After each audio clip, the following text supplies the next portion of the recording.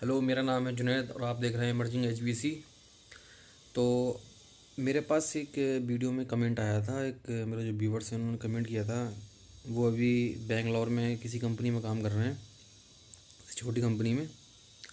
उनका comment basically ये था कि वो गल्फ़ में जा सकते हैं नहीं जा सकते हैं। उनका 1 साल का एक्सपीरियंस है, वीआरबी का एक्सपीरियंस है आई थिंक। तो देखो, गल्फ़ में जाने के लिए जहाँ तक मुझे लगता है, मैंने जो देखा है, क्योंकि खुद मेरा एक दोस्त दुबई में काम करता है। वो as a SBC design engineer पे की पोस्ट पे लगा है वहाँ पर। और आप यकीन नहीं करेंगे कि वो एक फ्रेशर है। मतलब उसके पास कोई एक्सपीरियंस नहीं था, वो कॉलेज से पास आउट हुआ और विज़िट वीज़ा पर गया वहाँ पर और उसका सिलेक्शन हो गया। उसने थोड़ा बहुत सीखा पहले, उससे पहले ऐसा नहीं है कि एकदम से हो गया। एक आध महीना 2 महीना वो खाली रहा वहाँ पर, लेकिन उस बीच उसने सीखा डिज़ाइन वगैरह जो भी है, वो सिर्फ सीखा। ऑटोकैड सीखा। ऑटोकैड उसको पहले से आता था। उन्होंने डिज़ाइनिंग की कुछ बेसिक्स सीखे इसके एचबीसी के, और फिर वो उसमें वहाँ पर उसका सिलेक्शन हो गया। तो पहली चीज़ तो ये है। और जहाँ तक मुझे लगता है कि लोग बोलते हैं कि इतना एक्सपीरियंस हो जाए तब मैं गल्फ़ में जाऊँगा, या इतना एक्सपीरियंस हो जाने के बाद ही वो गल्फ़ वाले लेते हैं, कंसीडर करते हैं। तो ऐसा मुझे नहीं लगता। मुझे ऐसा लगता है आपके पास चाहे 1 साल का एक्सपीरियंस हो, चाहे 2 साल का एक्सपीरियंस हो, या 3 साल का एक्सपीरियंस हो इंडिया में।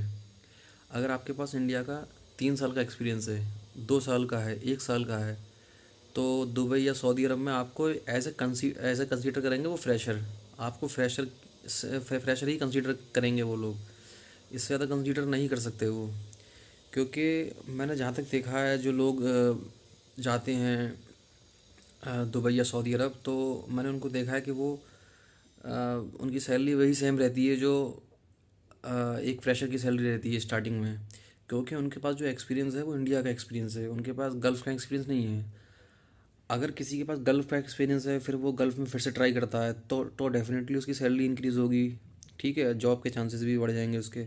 लेकिन अगर कोई इंडिया में जॉब कर रहा है एचबीसी में, और फिर वो सोच रहा है कि मैं गल्फ़ जाऊँ, तो यहाँ का अगर 5 साल का एक्सपीरियंस है उसका, तो वो सोच रहा है कि वहाँ पर मुझे ऐसे मतलब काफ़ी अच्छी सैलरी मिलेगी। तो ऐसी मिलती नहीं है, कम ही मिलती है। एज ए फ्रेशर ही मिलती है सैलरी स्टार्टिंग में। कुछ बढ़ जाती है अगर आपके पास ज़्यादा ही एक्सपीरियंस है, 5 साल का 6 साल का, तो बढ़ जाएगी। लेकिन 1 2 साल या 3 साल का ज़्यादा कोई मैटर नहीं करता है। अगर 1 साल का एक्सपीरियंस है, 2 साल का एक्सपीरियंस है, 3 साल का एक्सपीरियंस है, तो ऐसे वो फ्रेशर ही कंसीडर करते हैं गल्फ़ में। और क्योंकि यहाँ से सप्लाई भी ज़्यादा जाने लगी है आजकल, मतलब विजिट वीज़ा पे काफ़ी लोग जाने लगे हैं। तो अब पहले जैसी डिमांड नहीं है, जो पहले डिमांड हुआ करती थी गल्फ़ में, वैसी डिमांड अब नहीं है। लेकिन फिर भी है, अभी भी है और रहेगी। लेकिन पहले जैसी नहीं है, तो इसीलिए सैलरी थोड़ी कम लग रही है लोगों की। और जो मेरा दोस्त था, उसके उसके पॉइंट ऑफ व्यू से अगर मैं बताऊं, तो उसने जो मुझे बताया था कि उसकी किस तरीके से लगी थी, तो उसने तो यही बताया था कि मैं विजिट वीज़ा पर गया था और वहाँ पर कुछ टाइम तक रहा। और उसके बाद सर्च करता रहा, मतलब कंपनी जो भी एचबीसी से रिगार्डिंग जो भी कंपनी थी उससे रिलेटेड, वहाँ पर जाकर इंटरव्यू दिए उसने।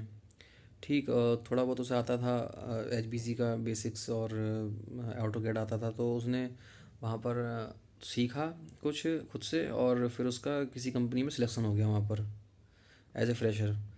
तो मेरा मानना ये है कि अगर आप फ्रेशर हो तो भी गल्फ़ में जॉब लग सकती है आपकी। अगर आपको थोड़ा एक्सपीरियंस है तब भी लग सकती है। इसका कोई मेन वो नहीं है कि आपको इतना पर्टिकुलर एक्सपीरियंस होना ही चाहिए। और जो कुछ लोग होते हैं ना, जैसे एक टारगेट लेकर चलते हैं कि हमें कम से कम 3 साल का एक्सपीरियंस यहाँ का लेंगे, उसके बाद ही गल्फ़ में जाएंगे। तो ऐसा भी कुछ नहीं है, ऐसा कोई नेसेसरी नहीं है कि गल्फ़ में आपको गल्फ़ में जाने के लिए कोई पर्टिकुलर मतलब ईयर का एक्सपीरियंस ही रिक्वायर्ड है, ऐसा नहीं है। आपका लक है वो। आप अपॉर्चुनिटी आपको अगर मिल रही है तो आप बिल्कुल जाइए। उसमें टाइम टाइम मत लगाइए कि अब मैं बाद में जाऊंगा कि अगले साल जाऊंगा, ऐसा मत करिए। अगर आपको अपॉर्चुनिटी मिल रही है तो आप बिल्कुल जाइए, डेफिनेटली जाइए।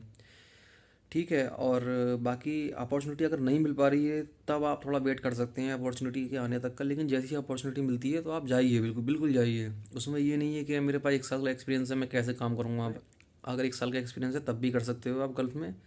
अगर एक्सपीरियंस नहीं भी है, 6 महीने का, तब भी कर सकते हो। उसमें कोई ज़्यादा बड़ी बात नहीं है। ठीक है।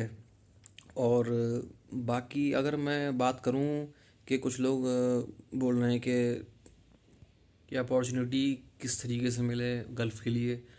तो अपॉर्चुनिटी के लिए आप तो या तो आपके कनेक्शन होना चाहिए गल्फ़ में, कि आपके कुछ रिलेटिव हैं, अगर किसी भी फील्ड में है एक्स वाई जेड अगर हैं तो उनके थ्रू भी आप जा सकते हैं, कोई कनेक्शन आपका अगर बन गया वहाँ पर तो।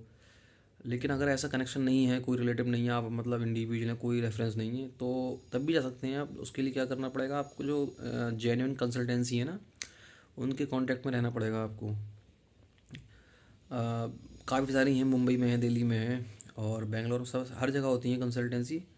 तो उस कंसल्टेंसी के थ्रू भी आप जा सकते हैं और मतलब खुद से ट्राई करके भी जा सकते हैं, रिलेटिव के थ्रू भी जा सकते हैं। आपको जैसा सूटेबल लगे, जैसा आपके नीड हो, जैसा आपकी अपॉर्चुनिटी हो, उस हिसाब से आपको काम करना चाहिए मेरे हिसाब से।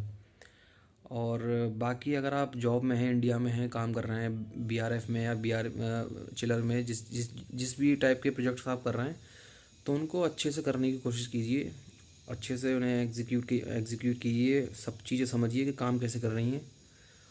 तो आपको मैं समझता हूँ कि फिर कोई दिक्कत नहीं होने वाली है गल्फ़ में किसी भी प्रकार की। वहाँ के थोड़े सिस्टम अलग रहते हैं, थोड़ा उन्हें एक ऐसा बंदा चाहिए होता है जो उसको पहले से ही ये सब आता हो। तो इंडिया में उस हिसाब का काम तो होता नहीं है इन जनरल, मतलब जो छोटी कंपनी होती हैं। तो जैसे सपोज़ कीजिए, जैसे इंडिया में अगर कोई कंपनी में आदमी काम कर रहा है, ठीक है, design as a design engineer की पोस्ट पे वो लगा है। तो डिज़ाइन इंजीनियर की पोस्ट पर अगर वो कॉन्ट्रैक्टर के यहाँ लगा है, तो कॉन्ट्रैक्टर के यहाँ क्या होगा कि अगर कोई रूम है या कोई भी है, तो वहाँ पर हीट लोड कैलकुलेशन क्या होगा कि उसने एक यू वैल्यू अपनी तरफ से कंसीडर कर ली, ऐसे ही कि कोई वॉल की ले ली कि 0 पॉइंट ये इतनी है, इतनी है, उसने ले ली, ठीक है, कंसीडर कर ली खुद से। और जो और अदर पैरामीटर होते हैं, कितना क्या लेना है, कितना हीट रिजेक्शन हो रहा है, क्या हो रहा है, गिलास का कितनी यू वैल्यू कितनी लेना है, क्या लेना है, ऐसा जीसी वैल्यू कितनी लेना है, क्या लेना है, वो सब मतलब ऐसी हवा हवाई करके और उसका हीट लोड निकाल लेते हैं, एक लमसम निकाल लेते हैं कि इतना आएगा, उस हिसाब से वो काम कर देते हैं। लेकिन होता क्या, गल्फ़ में तो बिल्कुल प्रॉपर हीट लोड कैलकुलेशन होगा, सारे वैल्यूज होंगे, वो वेरीफाइड होना चाहिए कि अगर वो हमने लिया है, अगर कोई भी वैल्यू हम ले रहे हैं, पुट कर रहे हैं उसमें, तो वो क्यों ले रहे हैं, उसका उसका रीज़न क्या है, सब हमें रिपोर्ट में डालना पड़ता है। जो डीबीआर रिपोर्ट बनती है उसमें डालना पड़ता है। तो होता क्या है, जो यहाँ से जो बंदे काम करते हैं यहाँ पर, जो सीखते हैं, तो इसीलिए ही वो कंसीडर फ्रेशर करते हैं। अब फ्रेशर कंसीडर करते हैं वो, इसलिए रीज़न उसका ये है कि इन्होंने जो भी यहाँ पर जो सीखा है इंडिया में, ज़्यादातर छोटी कंपनी में ही 90% लोग छोटी कंपनी में ही काम करते हैं। तो होता क्या है कि जब वो काम करते हैं वहाँ पर, करने में वो सीख नहीं पाते हैं वहाँ पर अच्छे से जब सीख नहीं पाते हैं, तो अब चाहे वो 1 साल काम करें, चाहे 2 साल काम करें, चाहे 3 साल काम करें छोटी कंपनी में, वो सीखेंगे उसी लेवल का जो कंपनी उन्हें अपॉर्चुनिटी देगी, जिस हिसाब से वो काम लेगी उन लोगों से, वैसे ही सीख पाएंगे वो। उससे होता क्या है, तुम चाहे 2 साल काम करो, 3 साल काम करो, तुम गल्फ़ के लिए फ्रेशर रहोगे और हमेशा रहोगे फ्रेशर, क्योंकि तुमने उस लेवल की नॉलेज ली नहीं जो उन्हें रिक्वायर्ड है। इसीलिए ही वो फ्रेशर लेते हैं, इसका रीज़न ये है। और अगर आप यहाँ इंडिया में किसी अच्छी कंपनी में काम कर रहे हैं, अच्छी कंसल्टेंसी है कोई, वहाँ पर डिज़ाइनिंग में काम कर रहे हैं, तो वहाँ पर आपको प्रॉपर तरीके से सिखाया जाएगा, प्रॉपर वहाँ पर प्रोसीजर फॉलो होंगे सारे, कि किस तरीके से क्या चीज़ ले रहे हैं हम, कैसे रिपोर्ट बन रही है, सब कुछ। तो वो चीज़ काम में आ सकती है गल्फ़ कंट्री में, ठीक है। बाकी रही बात अगर ये साइट इंजीनियर की, या जो प्रोजेक्ट इंजीनियर हैं उन लोगों की बात अगर की है, तो वो भी जो एग्जीक्यूशन होता है, इतना मतलब जो सिस्टम होते हैं वहाँ पर एडवांस सिस्टम लगे होते हैं गल्फ़ में। तो यहाँ पर इंडिया में इतने एडवांस सिस्टम नहीं लगे होते हैं। तो ये भी एक पॉइंट ऑफ व्यू होता है कि जो कहना जो यहाँ से जो बंदे जाते हैं गल्फ़ में, उनको अपॉर्चुनिटी मिलती है, लेकिन ऐसे फ्रेशर, क्योंकि वो उनको प्रॉपर ट्रेन करते हैं वहाँ पर ले जाकर, जो वहाँ पर जिन स्टूडेंट का, जिन्हें मतलब कैंडिडेट का वहाँ पर सिलेक्शन होता है, वहाँ पर उनको प्रॉपर ट्रेनिंग दी जाती है, इसीलिए वो फ्रेशर कंसीडर करते हैं। तो ये सारी चीज़ें रहती हैं जहाँ तक मेरा आइडिया है। बाकी कोई आपको सजेशन देना हो, कोई भी किसी टॉपिक पे आपको वीडियो चाहिए, तो मुझे कमेंट कीजिए, मैं उस पर वीडियो बनाऊंगा इंशाल्लाह जल्दी।